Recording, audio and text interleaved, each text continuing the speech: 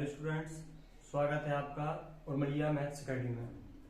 जैसा कि हमने क्लास 11th के चैप्टर फर्स्ट सेट थ्योरी का पार्ट फर्स्ट कंप्लीट कर लिया था। पार्ट फर्स्ट में आपका सेट के बारे में जनरल कॉन्सेप्ट, उसकी इंफॉर्मेशन पढ़ी थी, डेफिनेशन वगैरह।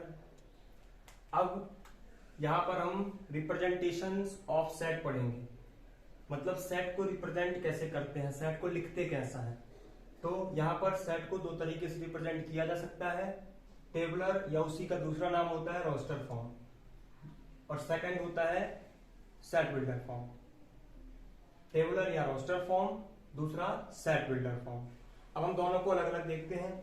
तो सबसे फर्स्ट होता है टेबुलर या रोस्टर फॉर्म। तो टेबुलर या रोस्टर फॉर्म में listing of element into the curly bracket, curly bracket के अंदर एलिमेंट को लिस्ट करना पड़ता है, अरेंज कर दो, तो वो कहलाता है रोस्टर फॉर्म या tabular form. For example set ए 1 2 3 4 5 6 ये एलिमेंट हो गए, कर्ली ब्रैकेट के अंदर 1 2 3 4 5 6 लिखा हुआ है।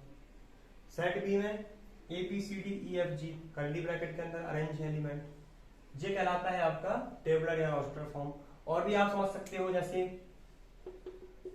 हिंदी अल्फाबेट भी हो सकते हैं, का खा गा घा, ऐसे डेट डैश करके गो, मतलब आप कुछ भी करो, आप लिस्टिंग करना है आपको एलिमेंट्स को सिंपली एकदम, मतलब लिस्ट करने का मतलब आप अरेंज कर दो कर्ली ब्रैकेट के अंदर, आपका वो क्या कहलाएगा, टेबुलर या रोस्टर फॉर्म।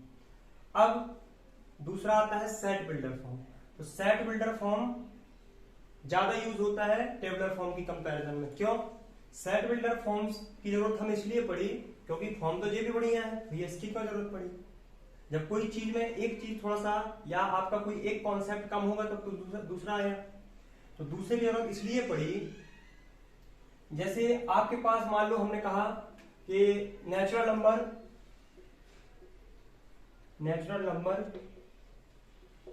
लेस देन 10 इनका कलेक्शन बनाओ, सेट बनाओ, तो आप तुरंत बना दोगे 1 2 3 4 5 6 7 8 9 10 नहीं लेना। लेकिन हम कहें नेचुरल नंबर लेस देन 1000, तो आपको मतलब कहां तक जाना पड़ेगा, 1 से लेके 999 तक, मतलब आप 999 एलिमेंट्स आप अरेंज करोगे तो आपका यहां से लेके यहां तक भर जाएगा, वो भी शायद ना आ पाए, या आपको पूरी काउंटिंग लिखवा दी सीधी सीधी, और क्या। तो इससे अच्छा मतलब आप कॉम्प्लेक्स और लार्ज एनालिसिस के लिए किसकी जरूरत पड़ती है, सेट बिल्डर फॉर्म की। सेट बिल्डर फॉर्म में हम जनरली कुछ नहीं करते हैं, आप बस इसकी डेफिनेशन देखिए थोड़ा सा पहले, फिर एग्जांपल समझने की कोशिश करते हैं। सेट बिल्डर फॉर्म में क्या है, in the set builder form we write the property into the curly bracket, होता कर्ली ब्रैकेट के ही अंदर है पूरा set, which followed by each element of the set. मतलब हम एक प्रॉपर्टी को लिंक करते हैं, पता करते हैं कि किस प्रॉपर्टी के थ्रू इनको बनाया गया है, रखा गया, अरेंज किया गया। फॉर एग्जाम्पल जैसे एक धागे में मोती के जो मोती होता है वो एकदम पिरो दिया जाए उसको, तो एक माला बन जाता है। ऐसे एक सेट में एलिमेंट कोई ना कोई रूल्स के थ्रू पिरोए गए हैं या फिर रखे गए होंगे, कोई ना कोई इसमें कॉमन प्रॉपर्टीज होगी। जैसे आप यहां पर देखिए, सेट सी से हम स्टार्ट करते हैं, आप सेट ए को देखिए ध्यान से, 1 2 3 4 5 6,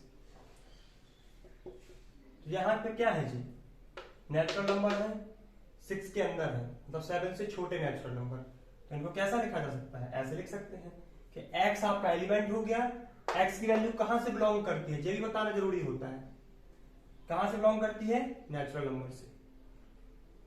क्योंकि यदि आपने यहां इंटीजर लिख दिया तो भी गलत नहीं होगा इस केस में, हालांकि तो x belongs to n, belongs का मतलब होता है कि आप उससे बिलोंग करते हो, आप वहां से हो, आप नेचुरल नंबर से हैं, आपके पूरे एलिमेंट। x क्या है, एलिमेंट के फॉर्म में है, जहां पे x आपका नेचुरल नंबर से आता है और x की वैल्यू 1 से 6 के बीच में है, ग्रेटर है, 1 से बड़ा है, बराबर है, 6 से छोटा है और बराबर है। बराबर का मतलब, इक्वल का मतलब ये हो जाता है कि वो वैल्यू भी इंक्लूड है। जैसे आपको इसमें किसी को डाउट हो, जैसे आप लिखते हैं p ग्रेटर इक्वल टू, तो p 2 से बड़ा है, p greater to, greater than 2, तो p बड़ा है 2 से। p ग्रेटर इक्वल टू, अभी भी p 2 से बड़ा है लेकिन 2 के सहित, 2 उसमें आएगा। जैसे मान लो p की आप लिमिट मान लो 10 तक की है, 5 तक की है, तो इस केस में पी कहां से स्टार्ट होगा 3 4 5, लेकिन इस केस में पी कहां से स्टार्ट होगा 2 3 4 5। क्यों? क्योंकि इसमें इक्वल वर्ड लग गया। मतलब ग्रेटर और इक्वल ऐसा ना लिख के इसको ऐसे दर्शाया जाता है। सिमिलरली लेस और इक्वल ऐसा ना लिख के ऐसा दर्शाया जाता है। और ये तो हमने कैप पढ़ी है, लेस और ग्रेटर होना इनका डिपेंड करता है किस तरफ इनका कैप ओपन है। ठीक है, तो वो तो बेसिक है छोटी क्लासों का, तो ये आपको समझ में आ गया होगा। यहां जैसे हम सेट बी को देखें, सेट बी में 3 6 9 12 15, इसमें क्या है फर्स्ट 5 मल्टीपल ऑफ 3 है जी, 3 की टेबल लिखी हुई है।